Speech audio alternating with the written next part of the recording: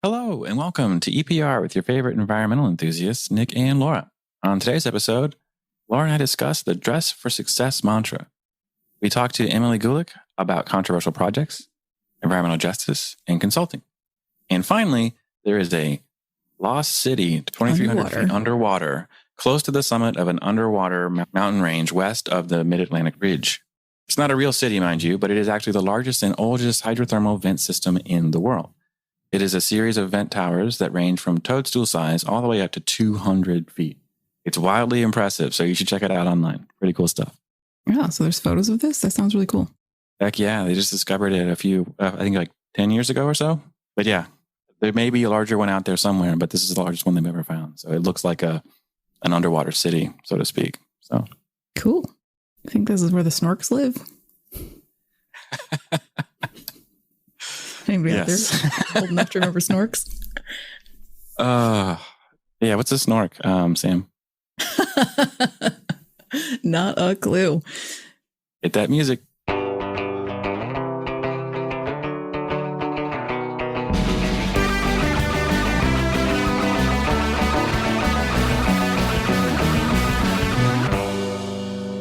NAEP's next Advanced NEPA workshop will take place September 14th from 11 a.m. to 7 p.m. Eastern Time.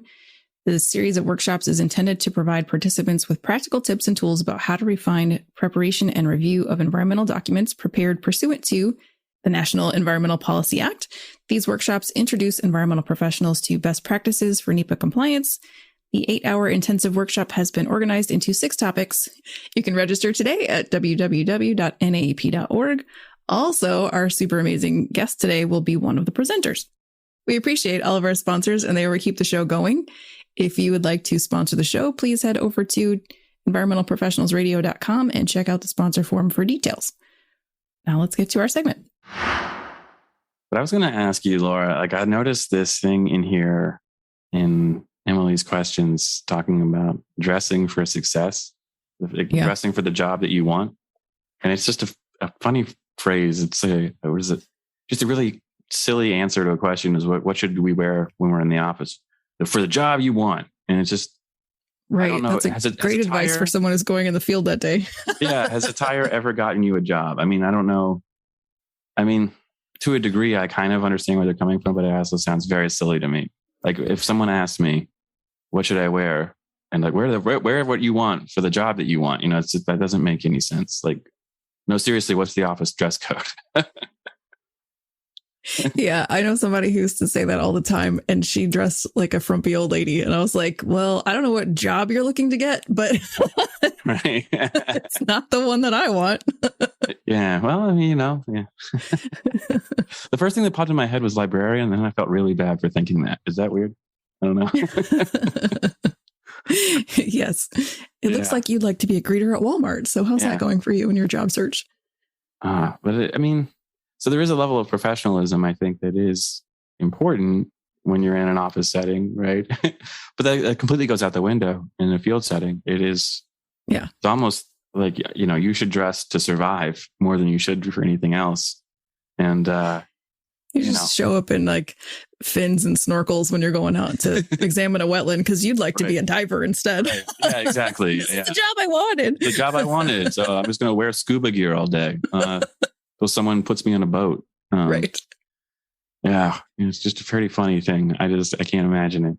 As field people, like you have to deal with just like, I always have the reverse action. I'm like, man, I have never looked worse in my entire life than I am currently.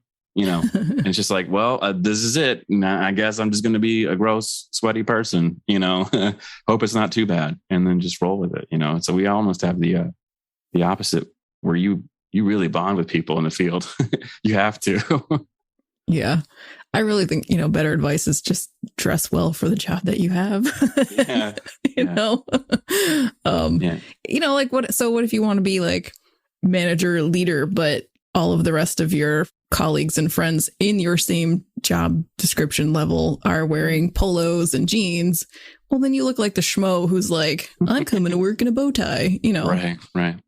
Well, yeah. And there's it's funny. My brother used to say this thing to me because I remember when I was young, I got stressed about what I should wear. And he's like, look, no one's ever going to be like, oh, that guy overdressed. Ugh, gross.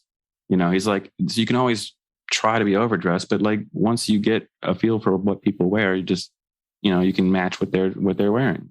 You're thinking too hard, basically, is what he was telling me, Well, and what I don't like about it as a woman who does not like to wear makeup to impress people or heels and all of that, like, so if you're underhandedly telling me that if I want to have a certain type of job, I have to wear a certain type of clothes, then you're stereotyping and doing all kinds of stuff you shouldn't be doing.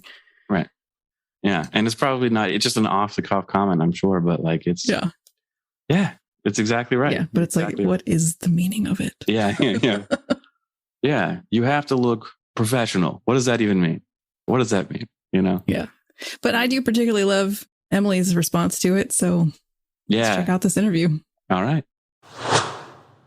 Welcome back to EPR. Today we have Emily Gulick, environmental planner at Jacobs Engineering Group and NAEP member on the show. Welcome, Emily. Thanks so much for having me, you guys. Awesome. Thanks for being here. First off, I would just like to know, how are things going on your side of the country? Because we're all over here on the East Coast. Yeah, and the West Coast here, it's it's August timeframe. So we're entering like the end of tourist season. And I will say, for those who haven't been to San Diego, they say September is the best time to visit. Kids are all back in school and the weather is amazing. So if you're out here, let me know and we can meet up at the beach. That is good to know. I'm so glad I asked. We're really excited to have you here. And you were such a great example of an emerging professional with NAEP. And you've been with Jacobs for almost 5 years now, which seems crazy because I don't remember when we met, but it was a couple years ago. And it's been pretty awesome to see you progress in your career so quickly. But Jacobs does really great work and some really fun, interesting things. We've talked to Michelle Rao and some other people there, but why don't you tell us a little bit about the projects that you work on? Yeah, that sounds great. So like you mentioned, I'm an environmental planner at Jacobs. And within that, I really focus on the National Environmental Policy Act. And I work primarily with space and defense agencies, such as NASA and the National Science Foundation. So the work really varies all over the United States. Like, although I'm located here in California, I could work on projects in Nevada or Florida or anywhere from coast to coast. So those are just some examples of clients that I work closely with. Awesome. Well, that all, like I said, sounds like wonderful, amazing work. But we're curious, where did your love for nature and the environment come from? Did you have some sort of defining moment as you were growing up? Yeah. So the way I think about life is, I don't think that there's one defining moment that really chooses your career trajectory or your life trajectory in general. However, I think it's like more of a sum of its parts. So, for example, though, I did grow up going to an expeditionary learning school during the elementary ages, and that really changed the way you think about the environment around you.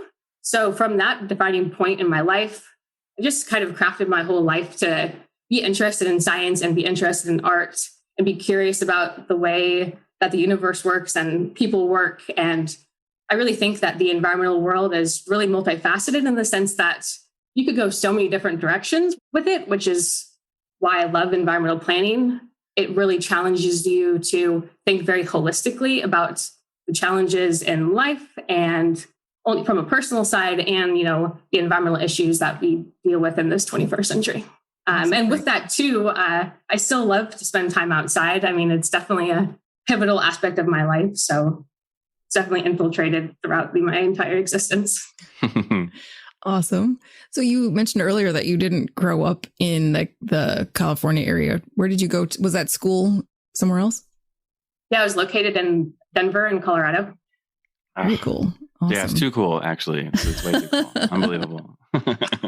Jealous. And then, and on top of that, so you mentioned that you still like to be outdoors and stuff. You took a gap year between high school and college. Did you also do some outdoor stuff then? So I actually, probably to my parents' dismay, I should say, took a gap year after college. Oh. So between graduating and pursuing the workforce, I decided to take a gap year afterwards. And I think it really came down to wanting to make sure that when I entered the professional workforce, that I went in a direction that allowed me to find a job, rooting back to what we were just talking about, that found an equal balance of kind of art and science. And I wasn't really sure what that balance was at that time. So when I found environmental planning, I realized that, this is the answer for me. Very cool.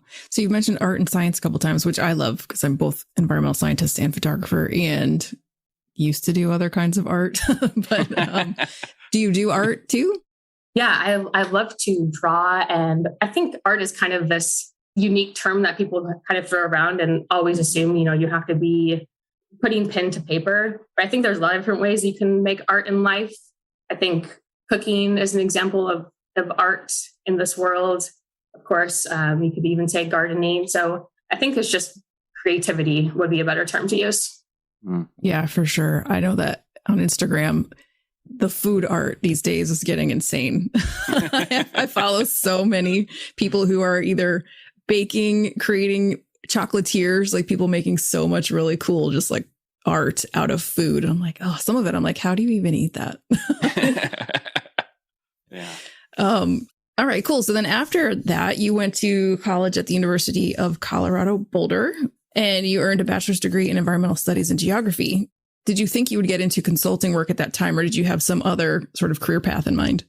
I was not aware of the consulting world at that point in my life.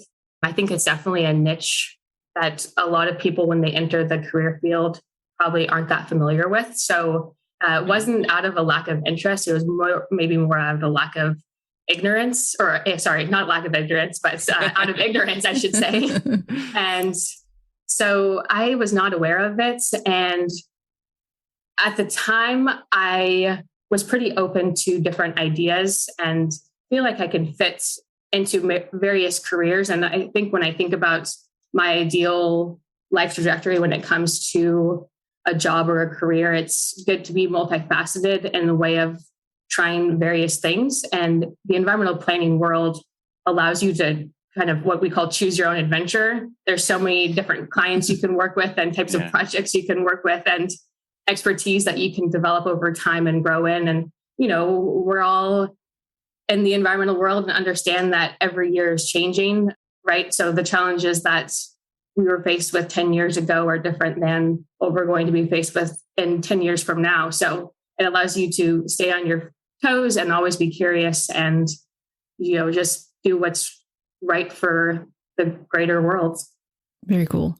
And so you mentioned that you didn't realize that consulting was an option, so to say. And I agree. I think that people in general don't really know what their options are after they graduate. Right. So what changed that? When did you sort of discover that there was this other world, or did, like our past guest last week, someone knock on your door and say, hey, you want to work at Jacobs? That's what just happened, actually, here. So I just got a new job at the door. I'm just kidding. No. So I think I'm not afraid of taking risks, and this sounds weird, but I'm also not afraid of being rejected from a job. I think, and it sounds counterintuitive, and this is an embarrassing thing that I did, but after my gap year from school, after I decided to take a gap year after I graduated, which no one really does, because then you show up at a job interview and you have to explain what you've been up to the last year of your life. And, at the time I was 20 years old, 21 years old probably, and I was a little bit nervous about that. However, so going back to the embarrassing parts, I put together a spreadsheet of all the jobs I was applying for. And I just started applying to every single job that I thought I could be remotely interested in. And I also realized too, that when you're interviewing for jobs, it's not them interviewing you, it's also you interviewing them in the sense of, is this going to fit? For a second. Yes. Yeah. So when I showed up for the interview at Jacobs, I instantly felt connected to those on the panel. And it was similar to this conversation. It was a really open dialogue, and I just had a good feeling about it. And you've interviewed Michelle Rao on here. So kudos to Michelle if she's listening to this. She really has created a great work environment. And I think that on top of just enjoying who you work with, that's one really important aspect of your career, allowing opportunities for growth and finding your own way to grow too. I think those are great opportunities. So long story short, the environmental consulting world kind of found me more than I found it. Mm-hmm. Awesome. Oh, I love hearing all that. All you career seekers listening, did you hear that? Spreadsheet. Yeah. Track what you're doing. That's awesome. And you're interviewing them too. That's all really, really good stuff. And It's funny, Emily, your story and mine are pretty similar. Like I had the same exact experience where I was like, what's NEPA again? Like it sounds vaguely familiar. And then here we are all these years later. I know we've talked with Michelle and we've heard from you about working on controversial projects. It's, again, another thing that you and I share. There's a lot of really difficult projects that we've worked on. So do you have any good examples of what that would be like? So working on a controversial project is really unique because oftentimes you'll see your project on news headlines all across the nation. And it's really an interesting position to be in because you have more knowledge about the truth than the media does. So it really takes a keen eye and skill to be able to separate yourself from the emotional side of a project and do what's right for either the environment or the client or what you know is right because of something like misinformation or miscommunication or a history of a project that maybe hasn't gone well in the past, but there's shifts that are occurring now for the better. It's funny. So like, I totally understand what you're saying. I had a project once that got picked up on John Oliver, right? So they did this whole speech on it and a whole thing on it. And it was really good, except for one part, right? There was one part that was just wrong, but it was really weird to see. It was a really strange thing. So how do you deal with that kind of thing? Because I'm sure people notice that you're working on these projects and you kind of got to adapt to it and respond. So how do you do that?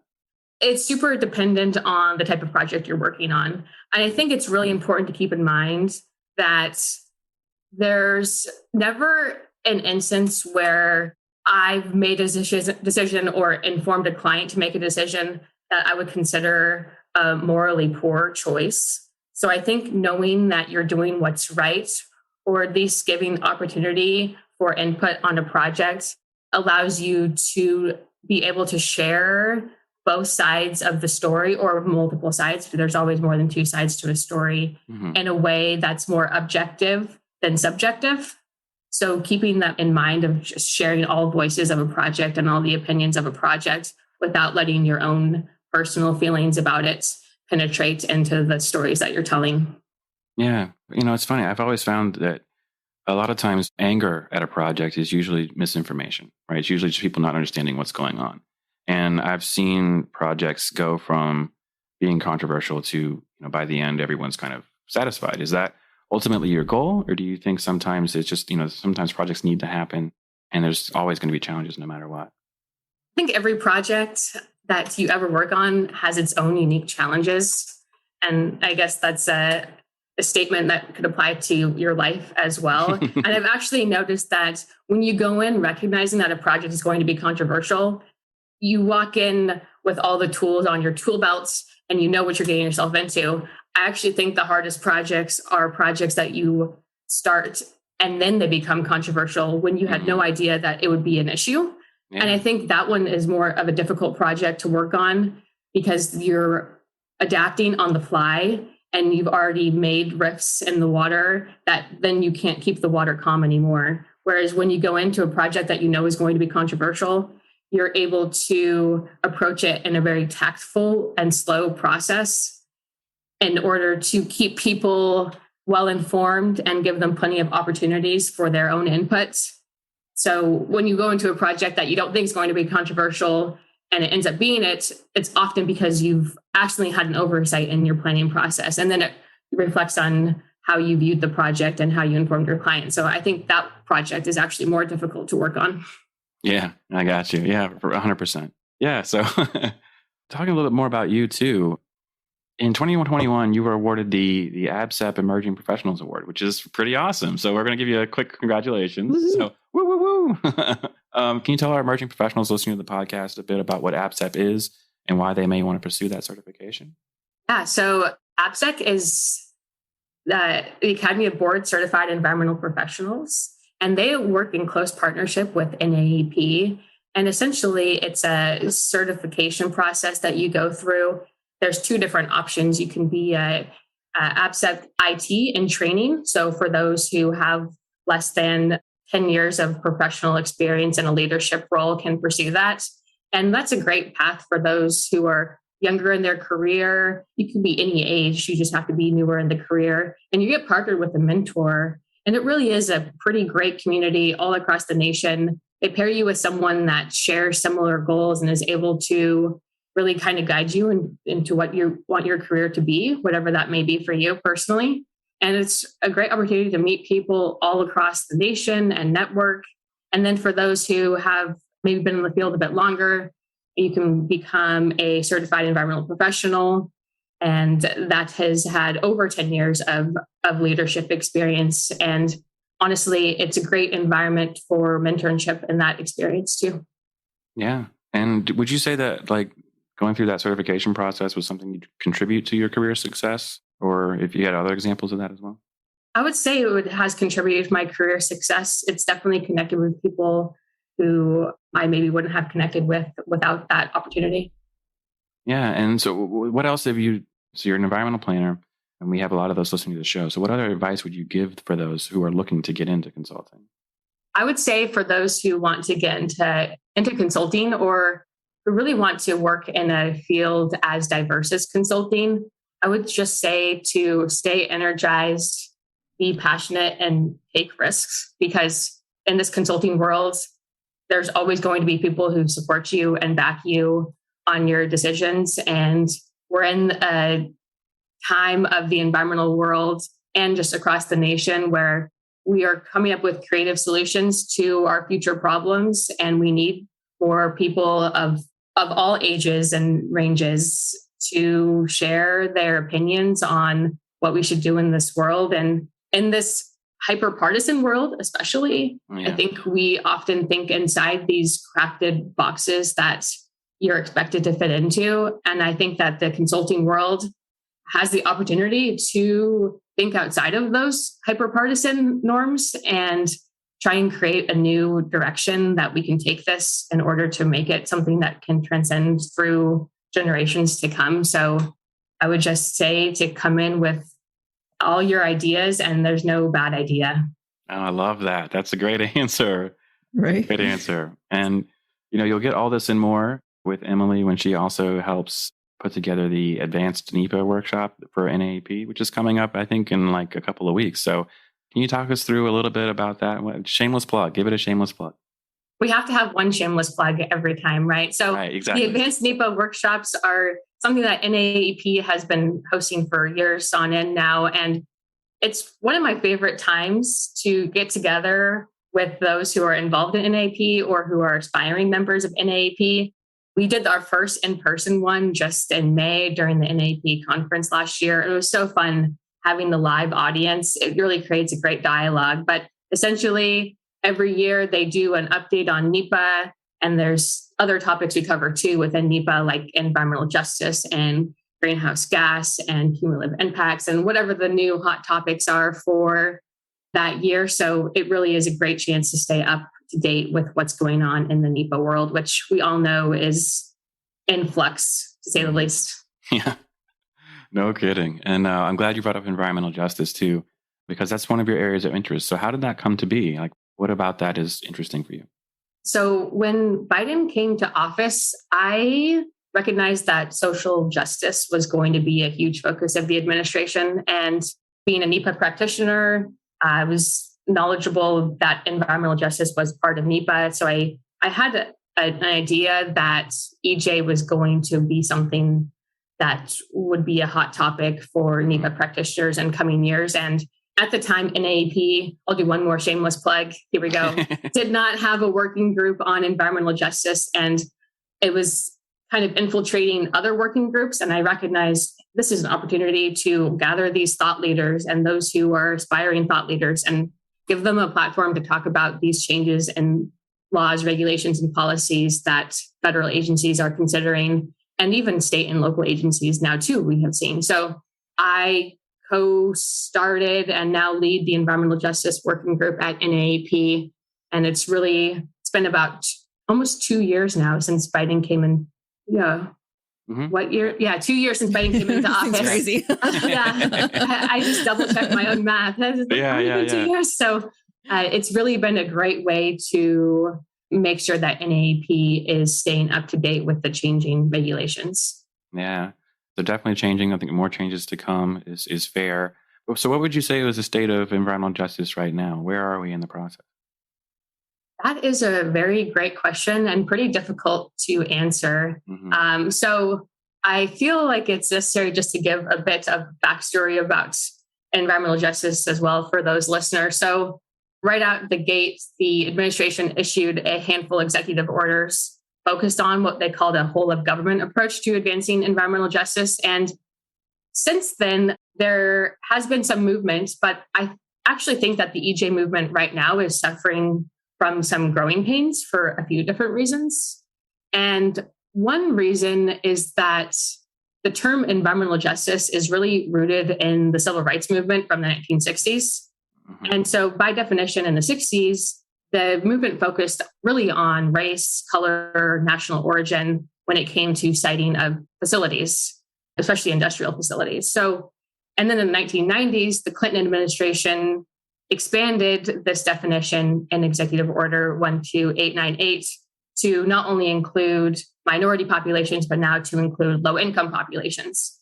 And then most recently, the Biden administration has made some moves to potentially remove race as an indicator when it comes to a lot of opportunities for funding and what they define as a disadvantaged community, in the sense that they will not include race as an indicator. And, you know, I think this goes back to how we define the term environmental justice. And I think that our current administration is working to create a definition that is consistent, that can be applied to the whole nation. And I really think that they're faced with a really difficult challenge for a single definition.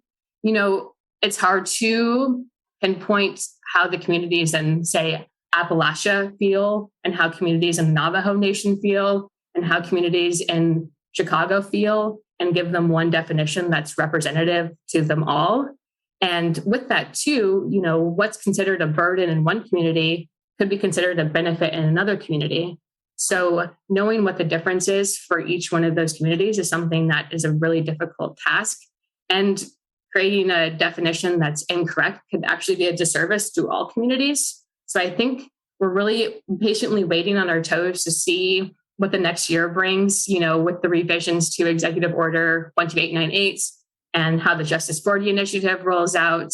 When we see agencies, what they call scorecards, which are basically environmental justice report cards that are an annual requirement. So I really think we are waiting. And I don't think that there's a one size fits all approach to environmental justice. Going back to talk about controversial projects, it really takes understanding the community that you're working in to make sure you understand their unique voices and do what's best in that individual case. So I'm really looking forward to seeing what the next year brings, and we'll just sit and wait patiently. Yeah. Emily, wow, that was an amazing response. Too good. If you could well make it oh my worse, gosh. actually redo it. Make it worse. Listen, y'all, she was not reading that. That was amazing. I'm so glad you're working on this stuff. Awesome. So all you people who are interested, join the NAP working group with Emily, because she knows her stuff here. You almost broke our cursing rule. I heard you. I almost did. I went with stuff. I'm good. If my voice cut out on that one, I'll be very sad. No, you're good. Oh, sorry, we missed that. Can you do that over? Yeah. It's so weird. She starts crying and walks away. No.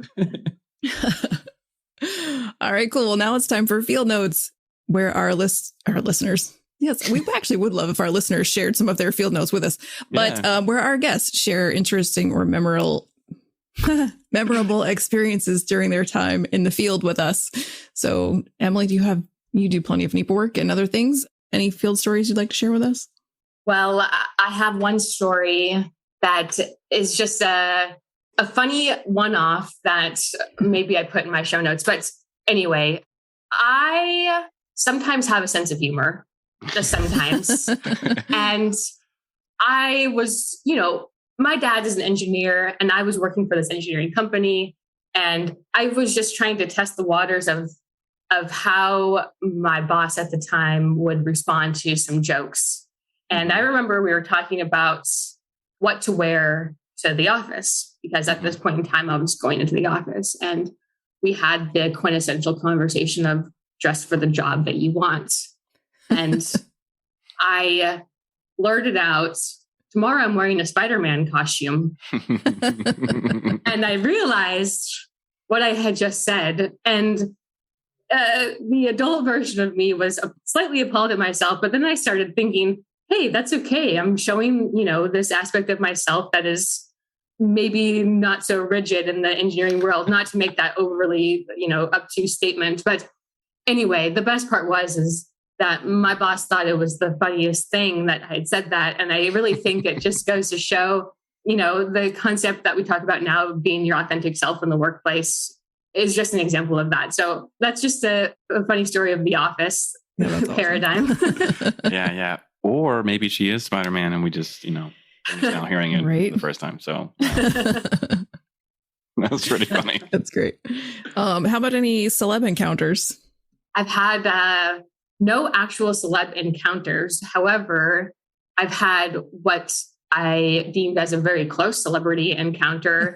I was working on a project in Southern California in a pretty wealthy area of Ventura County. And the project, going back to controversial projects, was hyper controversial, had been going on for decades, had numerous parties involved. So there was numerous federal agencies and state agencies and essentially a lot of history. And what's unique, talking about public outreach, is this was a very wealthy community and they used leverage from celebrities, in particular Kim Kardashian, to create a large voice about the project and the public meetings. And at this point in my career, this was my very first public meeting that I'd ever attended. I was about a year in to my job at the time, and my team thought it would be a good idea to have me be the front person who greeted people and handed out flyers and made sure everyone was signed in. So my naive self was hanging out in the front of this pretty loud public meeting. And in my mind, we all had expectations that there could be a high chance that Kim Kardashian and Kanye West walk in the door. So I don't have a selfie with either one of them. Sadly, they did not show up. I think they would have more disrupted the meeting, but it was a great close encounter that I'm sure will happen again in the future. The more people use social media for outreach and advocacy, the more often those people could show up to public meetings. And, I work on very controversial projects that penetrate all across the nation. So you never really know what social media will bring to your projects. Gosh, that's true. Oh, it's so true. And it's funny. I love that you almost that's great. I almost met someone famous. And, but no, you're totally right. That's actually really, really fascinating.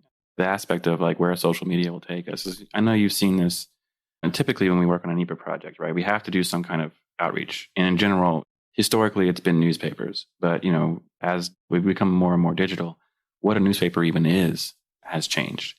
And so how do you see the future of outreach going? Like where we talk about what other avenues are we actually going to be putting these projects out for public consumption? Because, newspaper isn't it anymore. Oh, I agree, Nick. And I think let alone newspapers not being in, printed newspapers are definitely not in at all. Right.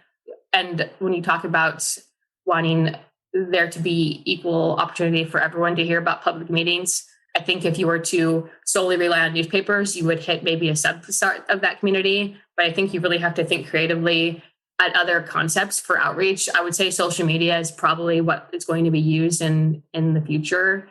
And I think it might be a slow transition, and I'm not entirely sure what that would look like.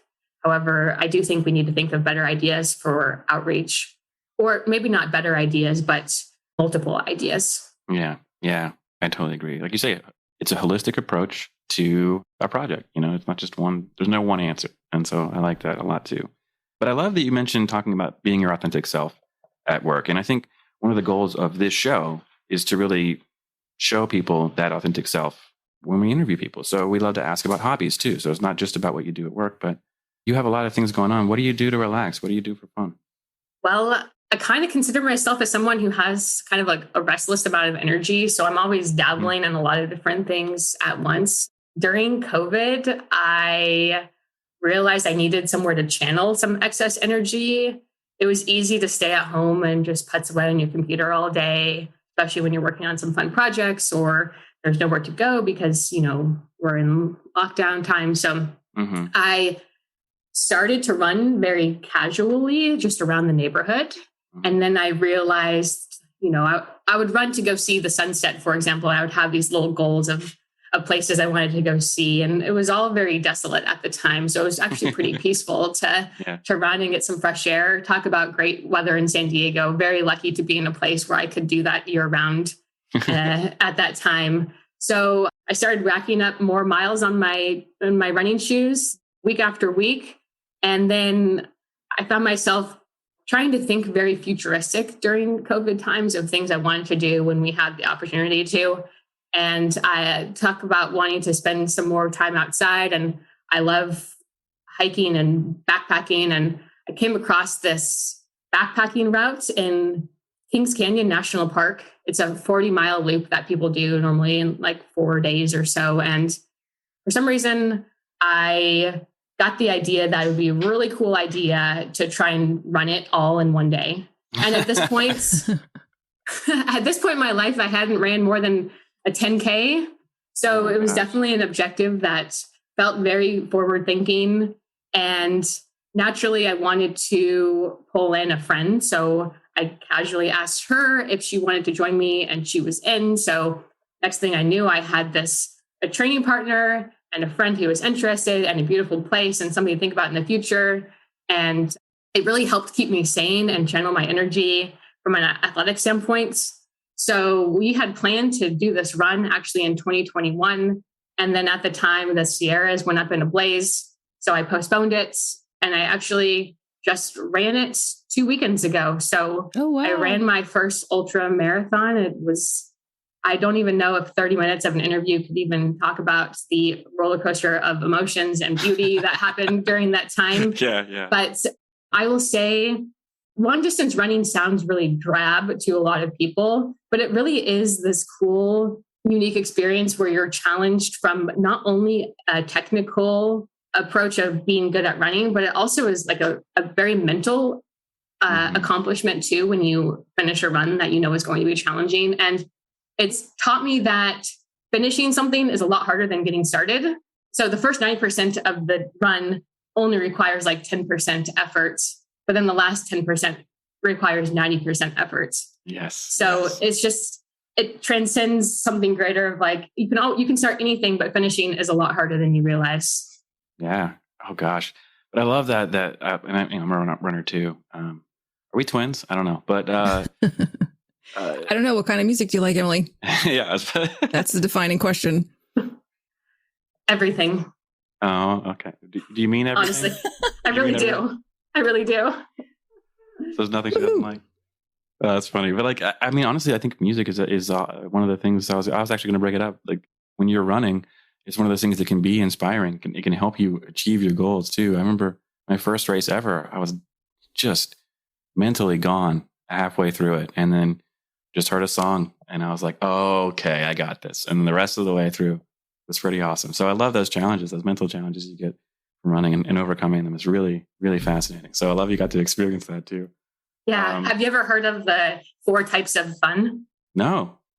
So essentially it's a quadrant. So think of X, Y axis. Mm-hmm. And the question on the X axis is it considered fun now? Yes, no. Mm-hmm. And then on the Y axis is it considered fun later? Yes, no. So, and there's 4 different types. So I guess type 2 fun, which is what I consider long distance running to be, is it's not fun now, but it will be fun later. So it's not fun in the moment, but when you look back with positive opinions enough for you want to do it again. 40 miles though. That's wild. Yeah. That's crazy. That's too far. But no, I mean, just circling back, because I know we're running out of time here, but you've accomplished so much in such a short time in your career. Is there anything else as you look to the future that you want to accomplish? Wow. Talk about an existential question. Aside from running into celebrities. I know we told you these will all be easy questions. Yeah. So you're going to ask me that question, then say bye? Just let me think about this all day. Okay. Okay. For your next run. Yeah. Actually, it'll be perfect for your next run. Absolutely. So I think when I think about the future and what I want, it's really easy to have ideas of where you see yourself. But I think to have too many constraints is self-limiting. So having incremental progress for objectives that you think you want to reach, but then at the same time, keeping an open mind on opportunities that maybe you hadn't thought of in the past or the future is a way that I like to live my life. And that's probably how I got into consulting, and that's how I got into running, and that's how I got into who knows what I'll be interested in the future. So I would say I have ideas of values that I hold and the direction I want my life to go. But at the same time, I'm very much open to the idea of carving a path as I go and just following my nose. I thought for sure you were going to say Spider-Man. Yeah, I mean, and then become Spider-Man. And then become Spider-Man. Yeah. She's definitely not already. Oh, well, this has been so much fun, and we are almost out of time. Is there anything else you wanted to talk about we didn't mention? No, you guys covered all the bases. It's fun. There was definitely some hard questions in there the whole time. So I have to say they were a little bit tougher than normal.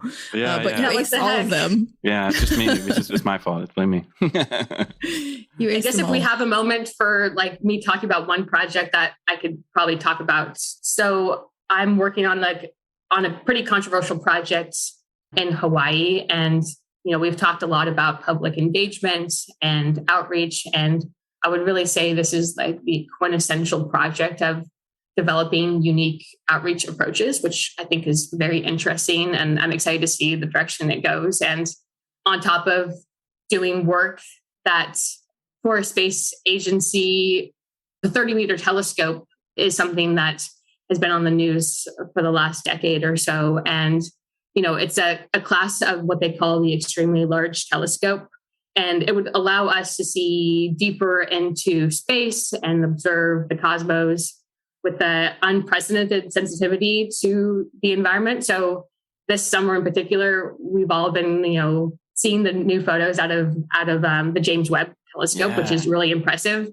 If this new telescope were to be built, which the decision has not been made at this time, but if it were to be, it would actually be 4 times sharper than the photos coming out of James Webb. So just be able to work on a project that is the epitome of, new generation of technology is really interesting. And then also working on a project that is the epitome of a controversial project when it comes to outreach is also really interesting. And the client has been wonderful to work with. And I'm really looking forward to continuing to work on that project over the next couple of years.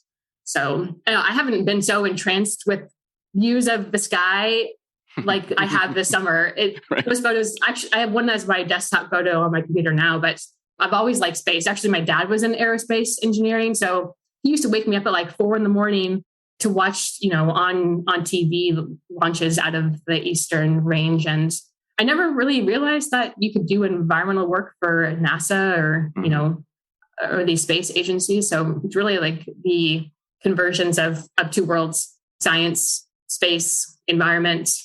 Well, no. So yeah, that's absolutely awesome. It's a really unique and interesting project. And it's interesting too, the community is going to be really involved, and there's going to be a lot more coming from that. So we'll be excited to see your project in the news and see how it goes. Yeah, thanks so much, Nick. And last question, where can people find you? You can find me on LinkedIn at Emily Gulick. Awesome. Thank you so much for joining us today. Yeah, thanks so much for having me. Appreciate it. That's our show. Thank you, Emily, for joining us today. Please be sure to check us out each and every Friday. Don't forget to subscribe, rate, and review. See you, everybody. Bye.